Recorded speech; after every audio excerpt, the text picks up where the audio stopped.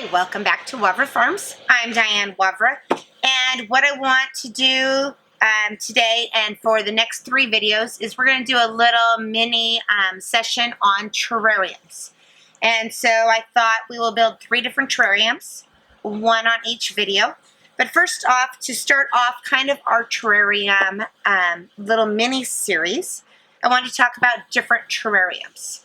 So first off, most people are very familiar with this style terrarium. This is going to be your closed jar terrarium. The idea of this is that everything stays inside and the lid never comes off. In fact, this one here even has nice little drain holes or holes that I can stick my little watering can in just to water lightly. But usually closed lid terrariums do not ever need to have the lid come off. That being said, they're higher in humidity, so things like succulents do not go in closed lid terrariums. I started doing closed lid terrariums because my daughter brought home a cat, left it here, went to college, and my houseplants were making the cat sick. So everything of mine has to be in a closed lid terrarium. And it works really well if you have little kids. It stays inside, very contained. However, there are lots of different terrarium options. You can do open terrariums. Now in something like this, I could easily stick my succulents. However, you just have to be leery on water because there's no drain holes in a lot of these containers. This here would be another container that I could use for my succulents. It's an open container terrarium. Now obviously it's an open container terrarium because there's no lid. The moisture comes out of it, so I can put things in here that don't like such high humidity. And we'll touch back on some of these other terrariums on a later filming. So today I wanted to do an open terrarium. I found this beautiful pan. There's no drain holes in it, so I'm going to be very careful with my watering needs. But I just loved this for my house. I thought this would be fun to plant up. So I found some beautiful house plants. When I was selecting my house plants, I made sure that they all had the same light requirements. Since these are all going in the same container, they all need to like the same light. I don't want anything in here that's going to want low light and then burn the living tar out of it. So this way everybody has the same lighting requirements. So first thing I'm going to do is talk about a couple of the plants that we have. We'll add a little bit of potting soil to this bag. And when you're using and selecting your potting soil, move this terrarium to the side, you want to make sure that you are picking something that says indoor and outdoor plants. This is a great Happy Frog that I can use for my indoor container.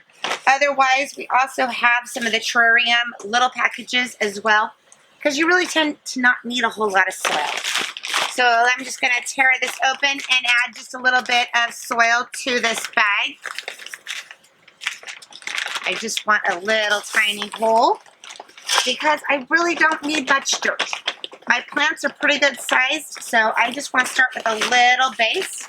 I'm going to flip this down here on the ground so it's out of our way.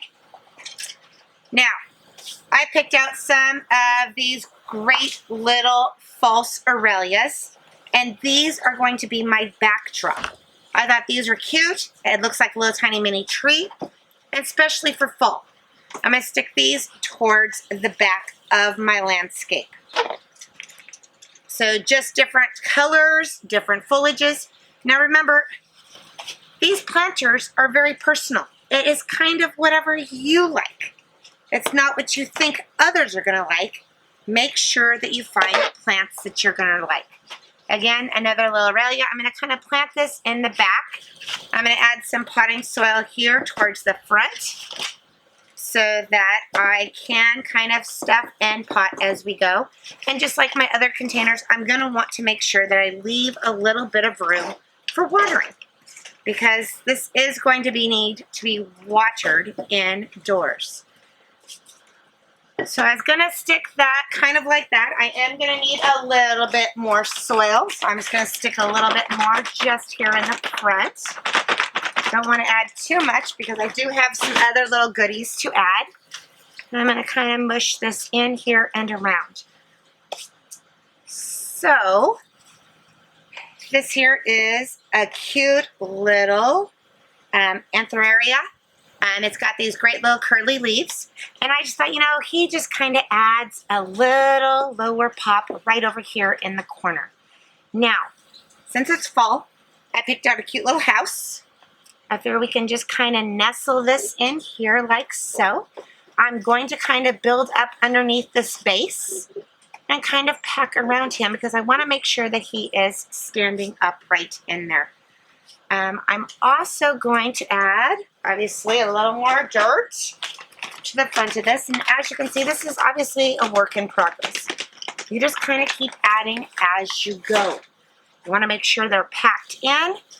And, you know, when you start a terrarium, you might have a thought, but it might just kind of go a different way. We kind of like a little outhouse.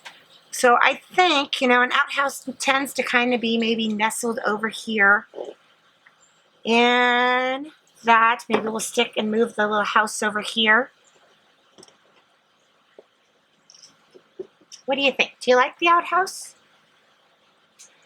It's just kind of hard to view. I feel like it kind of takes up a little bit of space, but, you know, outhouses are usually kind of nestled. So let's maybe just tuck him in here a little bit farther so he's really not like the focal point of our little fairy garden.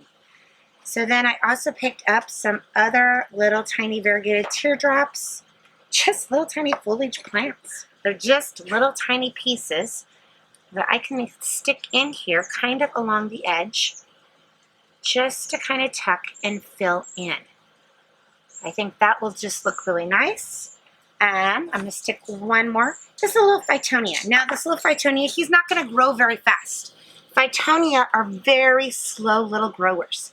So I feel like I could stick this here maybe, and he will kind of block the view of the outhouse. So the outhouse will kind of be like a little hidden gem, kind of a little sneak peek. So I love to add some beautiful white rocks to these little fairy gardens because we're going to want like a little pathway. And maybe just a little pathway to the bathroom over here. And let's just add some beautiful rocks and see where this goes. In fact, let's just fill this and kind of put them in so we have a little stairway entrance.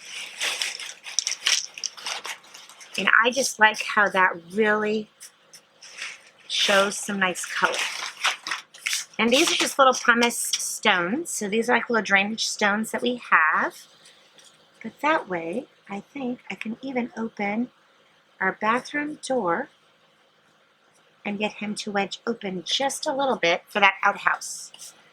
Of course, no little fairy garden is complete without an inhabitant. And I think we will maybe add like a little bench over here in front of this beautiful shrub. And you know, it's always fun to add a little hidden surprise. So there we go. Cute little fairy garden for your indoor landscape. Thanks so much for watching and happy gardening.